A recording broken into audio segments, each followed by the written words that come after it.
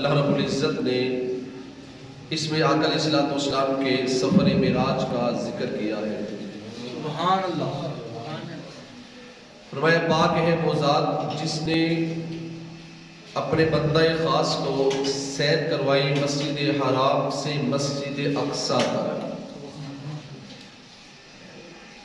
وہ مسجد کے جس کے ارد گرد ہم نے برکت رکھی ہے اور اس کے ارد گرد نشانیاں ہیں اللہ رب العزت کی۔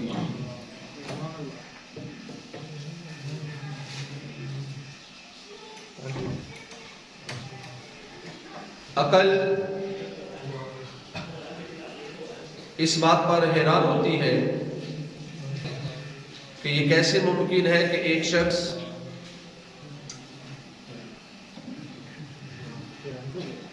مختصر سے وقت میں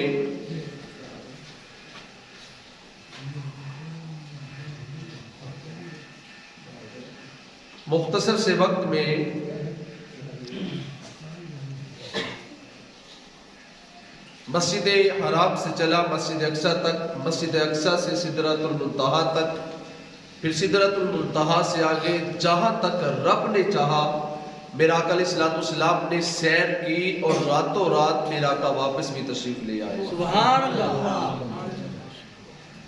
عقل اس بات کو ماننے کے لیے تیار نہیں ہے۔ آج ہم اس بات کو قرآن کی روح سے دیکھتے ہیں کہ کیا ایسا ممکن ہے اتنا لمبا سفر میرا آقا علیہ الصلوۃ والسلام نے چند لمحوں کے اندر اسے مکمل کر لیا۔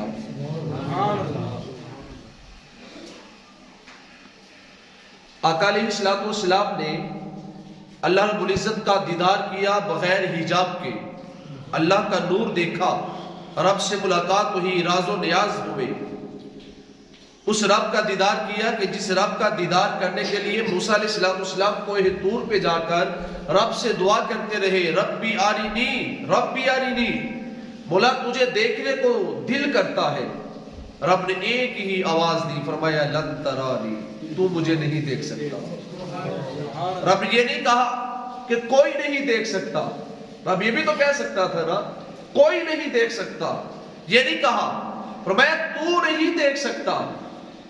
مفسر نے لکھا کہ اس سے مراد یہ کہ رب نے بتایا یہ موسیٰ تو نہیں دیکھ سکتا لیکن کوئی اور ہوگا جو مجھے دیکھ سکے گا، اور رب نے کہا تو نہیں دیکھ سکتا۔ اب رب دکھانے پہ قدرت تو رکھتا ہے لیکن رب نے کہا اے موسیٰ میں نے تیرے اندر وہ طاقت نہیں رکھی کہ اس طاقت کے ذریعے تو میرا نور دیکھ سکے۔ رب نے کہا نہیں دیکھ سکتا۔ اللہ کے بڑے برگزیدہ نبی تھے، اصرار کیا، مولا نہیں تجھے دیکھنا ہے۔ جب طلب، ذوق، اشتیاق حد سے بڑھا نا تو اللہ رب العزت نے وحی بھیجی، فرمایا اے موسیٰ اس پہاڑ کے اوپر میں اپنے نور کی ایک تجلی کو ڈالوں گا، اگر تو اسے برداشت کر گیا تو بس تو سمجھ لینا کہ تو نے میرا دیدار کر لیا۔ اللہ رب العزت نے اپنے ایک نور کی ایک تجلی کو اس پہاڑ پہ کوہ طور پہ ڈالا، پہاڑ ریزہ ریزہ ہو گیا، موسیٰ علیہ السلام بے ہوش ہو گئے۔ جب ہوش آیا تو کہہ اٹھے قال سبحانک، فرمایا مولا تو پاک ہے۔ احساس ہو گیا کہ میں واقعی اللہ کا نور نہیں دیکھ سکتا، لیکن میرے آقا علیہ السلام حضرت ام ہانی کے گھر آرام فرما ہے، اللہ نے آسمان سے جبریل کو بھیجا، فرمایا اے جبریل جا فرشتوں کا ایک لشکر لے جا، ایک برات لے جا اور پورے پروٹوکول کے ساتھ میرے نبی کو آسمان کی طرف لے کر آ۔ جبریل علیہ السلام آگے، دیکھا حضور آرام فرما ہے، مولا نبی تیرا آرام کر رہا ہے، آواز دی تو بے ادبی ہو جائے گی، نام لے کے پکارا تو نیند میں خلل پیدا ہو جائے گا، تو نے برادب سکھایا ہے بارگاہ رسالت کا، بولا کرنا کیا ہے، نبی تو تیرا آرام کر رہا ہے۔ اللہ رب العزت نے پیغام بھیجا، فرمایا جبریل پریشان ہونے کی ضرورت نہیں، میرے نبی کے قدموں کو بوسہ دے۔ حضرت جبریل علیہ السلام نے میرے نبی کے قدموں کو بوسہ دیا، میرے نبی نے اس ٹھنڈک کو محسوس کیا، میرا آقا بیدار ہو گئے، پوچھا اے جبریل کیا بات ہے، پہلے آتا ہے اکیلا آتا ہے، آج اتنا بڑا یہ فرشتوں کا لشکر کیوں لے کر آیا ہے؟ جبریل عرض کیا حضور اللہ رب العزت نے مجھے بھیجا ہے اور رب چاہتا ہے کہ آج آپ آسمان پر ہمارے مہمان بن جائیں. سبحان اللہ. اور یہ براتی لے کر آئے ہو پروٹوکول کے لیے. میرا آقا علیہ الصلوۃ والسلام وہاں سے چلے. میں مختصر کرتا ہوں. مسجد حرام سے میرا آقا چلے براق پر مسجد اقصیٰ تک. مسجد اقصیٰ جب پہنچے تو وہاں اللہ تعالیٰ نے تمام انبیاء کرام کو رسولوں کو وہاں جمع کیا. جمع کرنے کے بعد میرا آقا علیہ الصلوۃ والسلام نے وہاں امامت کروائی, نماز پڑھائی, صرف اور صرف نبیوں کو اعزاز دینے کے لیے. ورنہ نبی دعا کرتے رہے, بولا ہمیں بھی آخر الزمان نبی کا امتی بنا. امتی تو نہ بن سکے لیکن میرے نبی کے پیچھے نماز پڑھ کر وہ نبی کے مقتدی ضرور بن سکے. میرے آقا کو مصلی امامت میں کھڑا کیا اور نبیوں کو یہ اعزاز عطا فرما دیا. حاضرین محترم, ہم نے صرف یہ دیکھنا ہے کہ کیا عقل مانتی ہے. دیکھیں, سب سے پہلی بات, اللہ تعالیٰ نے اس سارے سفر کی نسبت اللہ نے اپنی طرف کی ہے. یہ نہیں کہا کہ کسی چودھری نے سفر کروایا, کسی وزیر اعظم نے سفر کروایا, نہیں. فرمایا جس نے سفر کروایا ہے وہ کروانے پہ قدرت رکھتا ہے. سبحان اللہ. اور سبحان الذی اسری, پاک ہے وہ ذات. بات ہی یہاں سے شروع کی. فرمایا جس ہستی نے, جس ذات نے سفر کروایا ہے وہ ہر عیب سے, ہر کجی سے, ہر نقص سے پاک ہے, اور اتنا لمبا سفر کروانے پہ وہ قدرت بھی رکھتا ہے. دیکھیں, ایک ہوتا ہے زمین کو آپس میں سمیٹ دینا, ایک ہوتا ہے زمانے کو سمیٹ دینا. اس بات پہ ذرا غور کیجئے گا. اللہ زمین سمیٹنے پر بھی قدرت رکھتا ہے, اور صدیوں پر وہی زمانہ ہو اللہ اسے چند لمحوں میں سمیٹ سکتا ہے. ہمارے پاس یہ قدرت نہیں, کائنات میں کسی کے پاس یہ قدرت نہیں. بھائی لاہور شہر ہے, میں آپ سے کہوں کہ بھائی لاہور کو اٹھا کر میرے پاس لے آؤ یہاں, تو کوئی نہیں لا سکتا, لیکن رب ایسا کرنے پہ قدرت رکھتا ہے. آئیے قرآن سے پوچھتے ہیں یہ کیسے ممکن ہے. بڑا مشہور واقعہ ہے اور آپ نے بارہا سنا ہے. اللہ کے نبی سلیمان علیہ السلام کا دربار لگا ہے. وہاں ایک پرندہ تھا ہدہد, وہ غیر حاضر تھا. آپ اپنے وزیروں کی حاضری لگا رہے تھے, دیکھا ہدہد غیر حاضر ہے. پوچھا بھائی کدھر ہے, کسی کو معلوم نہیں. آپ نے کہا کہ بھائی یہ مجھے بتائے بغیر گیا ہے, آج میں اسے سخت سزا دوں گا. خیر, ساتھ ہی آپ نے کہا کہ اگر کوئی اچھی خبر لے کر آیا نا تو میں اسے معاف کر دوں گا. پرندہ آ گیا, بھائی کدھر تھی؟ کہتے یا نبی اللہ میں آپ کے لیے ایک عجیب خبر لے کر آیا ہوں. پوچھا خبر کیا ہے؟ کہتے حضرت میں ایک ایسی وادی سے گزرا, میں نے عجیب منظر دیکھا کہ وہاں لوگ اللہ کو چھوڑ کر سورج کی عبادت میں مصروف تھے, اور ان کے اوپر ایک عورت حکمرانی کر رہی تھی. سلیمان علیہ السلام نے کہا بھائی خبر تو بڑی عجیب لے کر آیا ہے, اب ایک کام کر, میں تیری غیر حاضری کو معاف کرتا ہوں, یہ میرا خط ہے اور یہ خط اس عورت تک پہنچا دے. اور اس عورت کا نام ملکہ بلقیس ہے. آپ نے سن رکھا ہے یہ واقعہ, یعنی وادی سبا کی ملکہ بلقیس. سلیمان علیہ السلام نے کہا یہ خط لے جا اور یہ خط اس عورت تک پہنچا دے جا. خود چلا گیا. ملکہ بلقیس اپنے گھر میں آرام کر رہی ہے, باہر نوکر جا کر ہے. وہ پرندہ گیا اور جا کر اس نے اس کے سرہانے کے پاس خط رکھا اور واپس چلا گیا. وہ صبح اٹھی, اسے خط دیکھا, حیران ہو گئی. اپنے چوکیداروں سے پوچھا بھائی یہ خط کہاں سے آیا ہے؟ کسی کو معلوم نہیں. بڑی حیران ہوئی.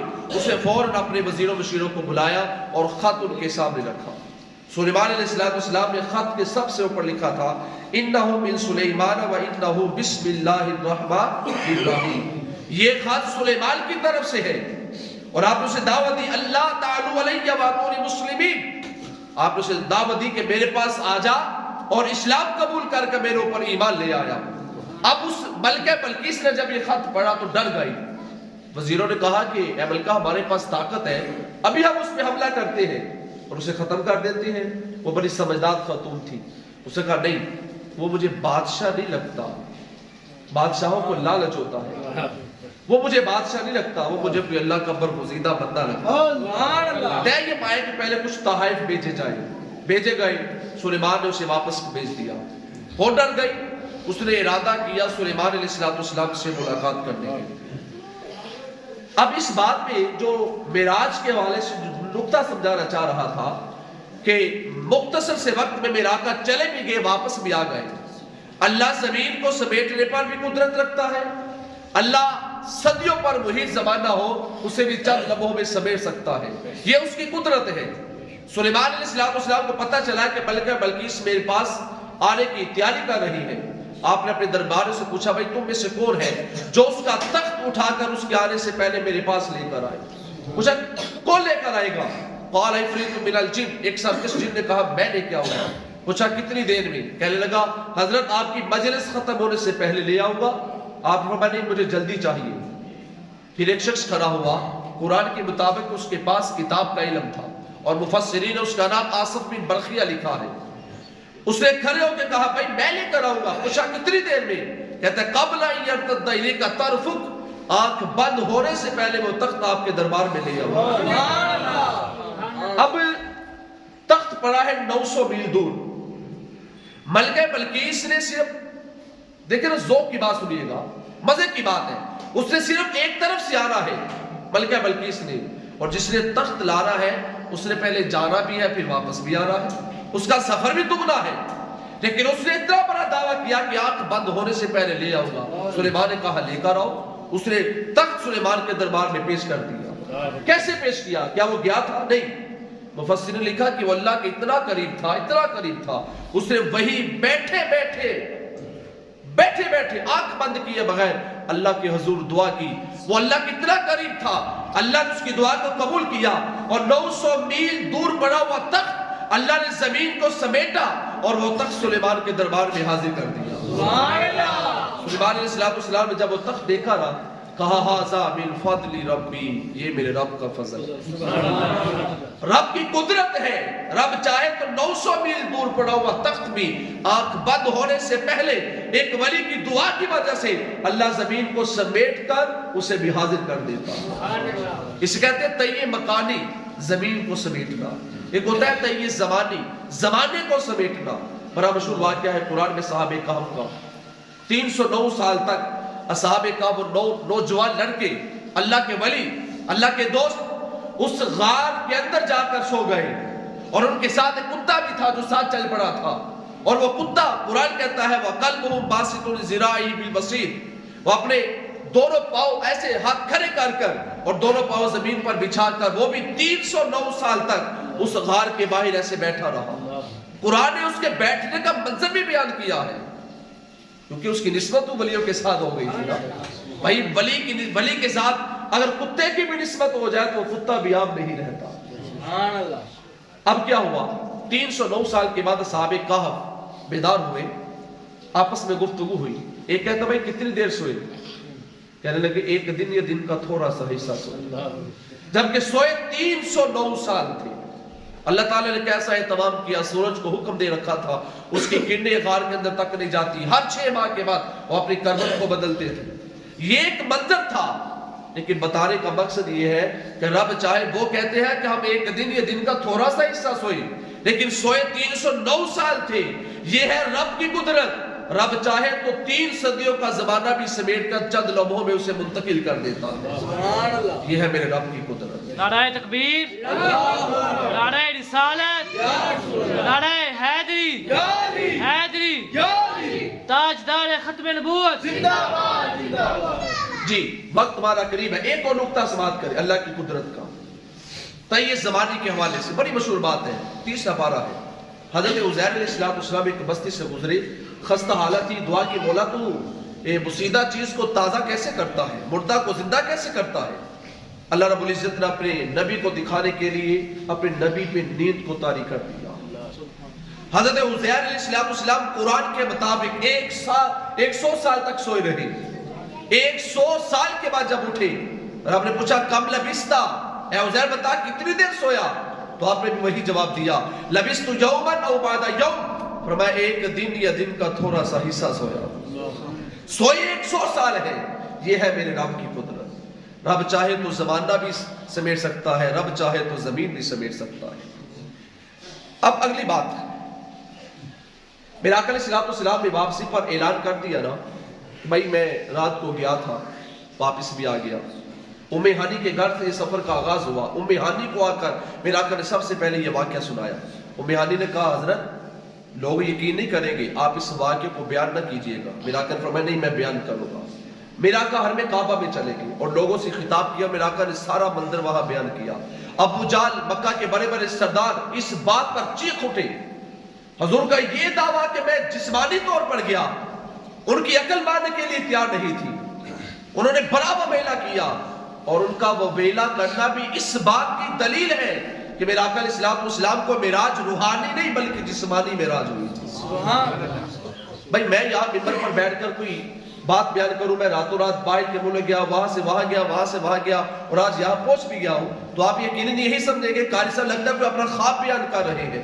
اور بھائی اگر میرے نبی کا یہ معراج کا سفر اگر یہ صرف خواب ہوتا تو مکہ کے لوگ اتنا وبیلہ نہ کرتے. ان کا وبیلہ کرنا, شور مچانا, یہ اس بات کی دلیل ہے کہ میرا آقا علیہ السلام جسمانی طور پر آسمان پہ تشریف لے گئے.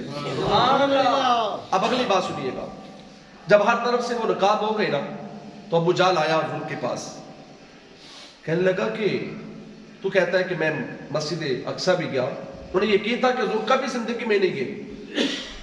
ایک بار ہی حضور کے مسجد اقصی کے اندر, اور بھی معراج کی رات. کہنے لگا کہ اگر تو وہاں گیا ہے تو یہ بتا کہ مسجد اقصی کا رنگ کیسا ہے, اس کی کھڑکیاں کتنی ہیں, دروازے کتنے ہیں. بھائی یہ تو کم عقلی سی بات ہے نا. اگر کوئی آپ میں سے کوئی پہلی بار ادھر مسجد میں آیا ہو, میں آپ سے پوچھ لوں بھائی آپ مسجد میں گئے تھے نماز پڑھنے, بتاؤ مسجد میں پنکھے کتنے لگے ہیں, تو آپ سمپل سی بات کہیں گے بھائی میں تو نماز پڑھنے گیا تھا, مسجدوں میں پنکھے تو گننے نہیں گیا تھا نا, مجھے اتنا عرصہ یہاں ہو گیا آتے ہوئے, مجھے آج تک نہیں پتا کہ مسجد میں پنکھے کتنے ہیں, کیونکہ ہمارا آنے کا مقصد یہ نہیں ہوتا. تو میرے آقا کا وہاں جانا مقصد یہ نہیں تھا کہ وہاں جا کے گنتے کہ کھڑکیاں کتنی ہیں, دروازے کتنے ہیں. اب میرے آقا علیہ السلام سے جب یہ سوال ہوا, اللہ رب العزت نے جبریل کو حکم دیا, فرمایا جبریل جلدی جا اور مسجد اقصی کو اٹھا کر نبی کے سامنے کر دے. میرے آقا کے سامنے مسجد اقصی کو کیا گیا. جو وہ سوال کرتے رہے, میرا آقا دیکھ کر گن گن کر ان کے ہر سوال کا جواب دیتے.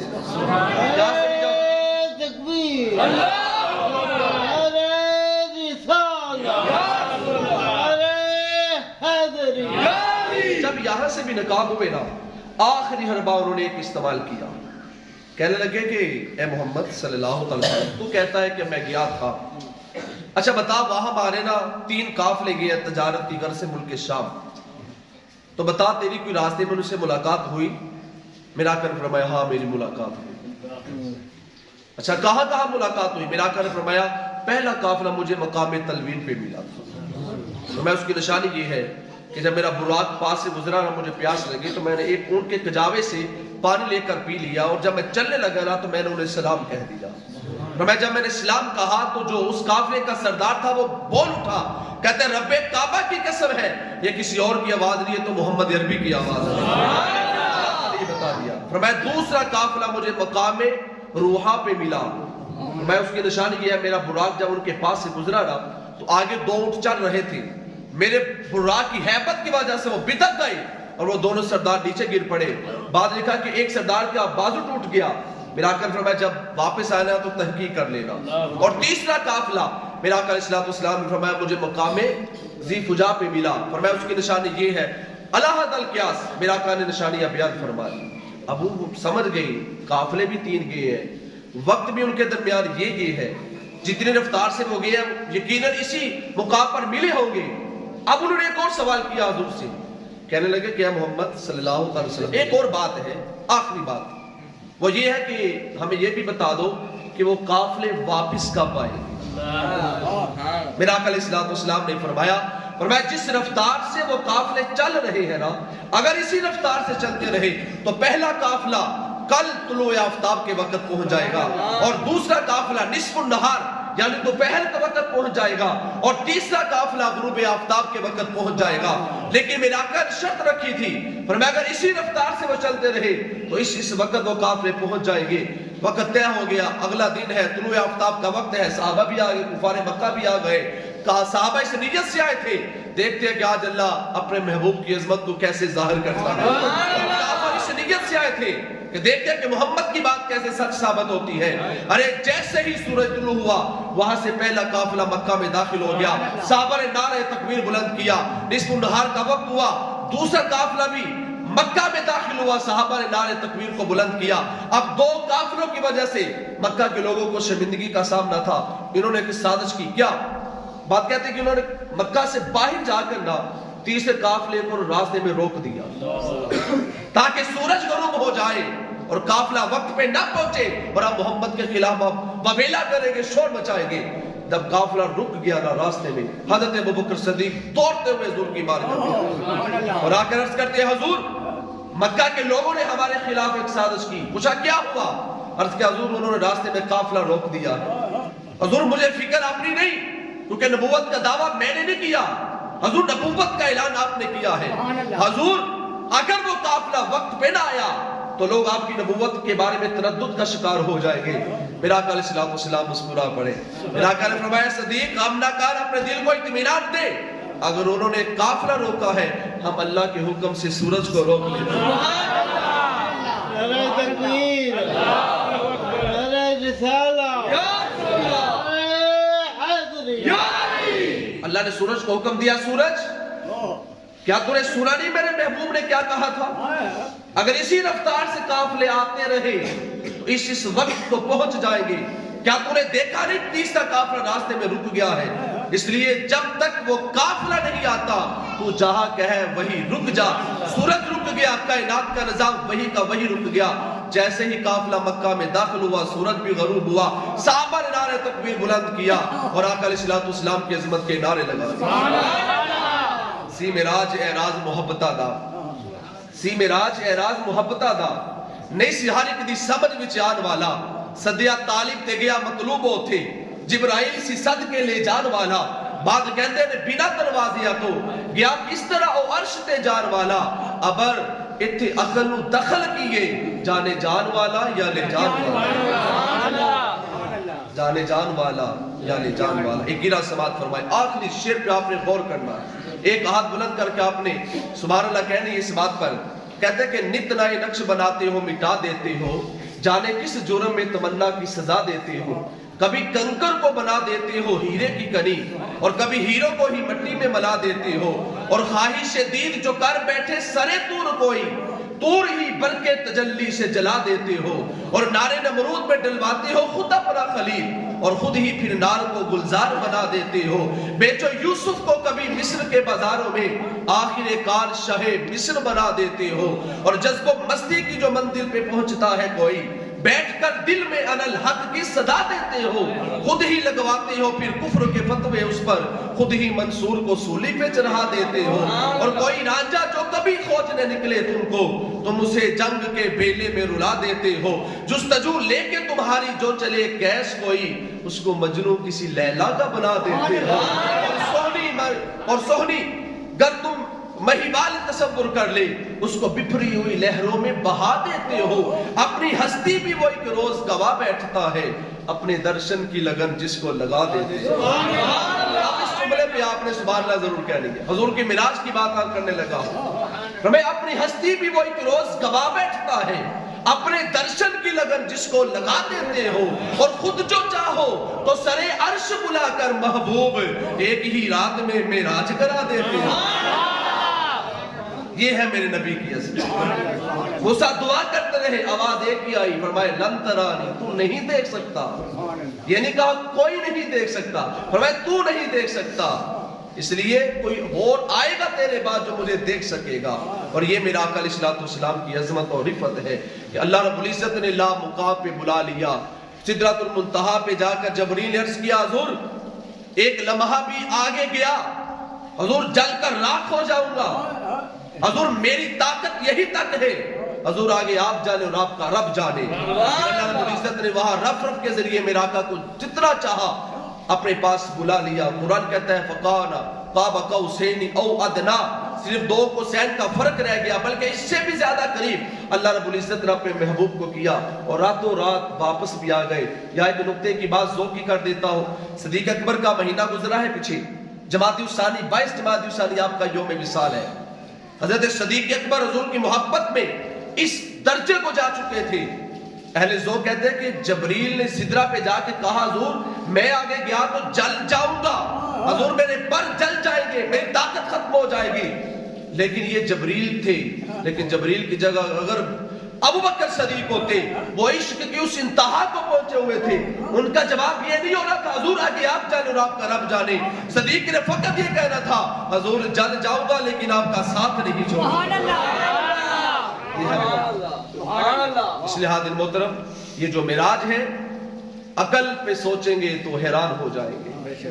इश्क की जात है, इश्क की बात है, इश्क इंसान को कभी गुमराह नहीं होने देता। अबू जहल सारी जिंदगी परखता रहा, भाई है भी हमारी तरह, यमशून फिल अस्वाक, बाजारों में चलता भी हमारी तरह, है भी यतीम है भी मेरा भतीजा है, ये नबी कैसे हो गया? सारी जिंदगी अकल पे परखता रहा, अकल ने उसे गुमराह कर दिया। कभी वो सदीक की आंख से नबी को देखता रहा तो फिर उसे पता चलता कि नबी का मुकाम क्या है।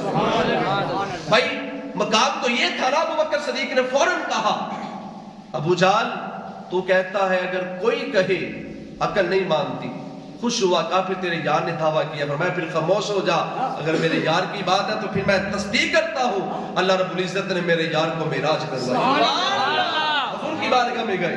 अरे वो अबू बकर सदीक जिन्होंने सफरे मेराज की सबसे पहले तस्दीक की, अल्लाह ने आसमान से सदीक अलैहिस्सलाम भेजा और साथ ही पहले अबू बकर थे, साथ ही जबरील ने लक़ब क्या अता किया, जब इसकी तस्दीक की ना तो हुजूर की बारगाह में आ गए। मिलाक अलैहिस्सलाम ने फरमाया या अबा बकरीन इन्नल्लाह कद सम्माका सद्दीक, ऐ अबू बकर तुम्हें मुबारक हो, इस तस्दीक की वजह से अल्लाह ने तुम्हें सदीक का लक़ब अता फरमाया। इसलिए अकल गुमराह कर देती है, इश्क कभी गुमराह नहीं करता। अरे नबी को परखो इश्क के पैमाने पर। हज़रत मुजद्दिद अल-फ़िसानी ने बड़ा खूबसूरत जुमला कहा नबी की अज़मत के हवाले से, पल्ले बांध ले। आपने फरमाया नबी को खुदा नहीं कहना, बस खुदा के सिवा जो नबी की अज़मत में कह लो वो भी कम है, जो कह सको, जो बयान कर दो नबी की अज़मत को वो भी कम है, बस नबी को खुदा नहीं कहना। कुरान कहता है लतरकबुन, आखिरी बात करते हैं वक्त हो चुका है, लतरकबुन तबक़न अन तबक़, तुम एक वक्त आएगा तुम आसमान पे जाने की ग्रो दर ग्रो कोशिश करोगे। आज साइंस भी कहती है, मानती है कि मुसलमानों के नबी को जो मेराज हुई थी वो हकीकत है, मुमकिन है इंसान का वजूद ऊपर जाके कायम रह सकता है। और 1969 को एक अमेरिकन सिटीजन है जिसका नाम है नील आर्मस्ट्रांग, साइंसदान है जिसने सबसे पहले चांद पे कदम रखा और दुनिया को हैरान करके रख दिया। भाई 1400 साल पहले कुरान में रब कहता है लतरकबुन तबक़न अन तबक़, एक वक्त आएगा कि तुम ग्रो दर ग्रो इसकी कोशिश करोगे। और भाई साइंस का या उस आदमी का आसमान पर जाना ये हैरत की बात नहीं, हमें फख्र इस बात का करना चाहिए कि उसने जाकर हमारे नबी के मिराज की तस्दीक फरमा दी है और कुरान ने जो कहा उसकी तस्दीक फरमा दी है कि तुम आसमान पे जाने की कोशिश करोगे। और उसका एक हेल्पर था एडवर्ड बुश, जिसने उसका और दुनिया का आपस में राब्ता कायम रखा था। और ये वो पहले साइंसदान थे जिन्होंने आसमान पे कदम रखा था, चांद पे कदम रखा। ये भी इस बात की दलील है कि आका अलैहिस्सलाम को जो मेराज हुई वो रूहानी मेराज नहीं बल्कि जिस्मानी मेराज। भाई रूहानी मेराज और होती है, रूहानी मेराज आपको भी होती है, मुझे भी होती है। कैसे?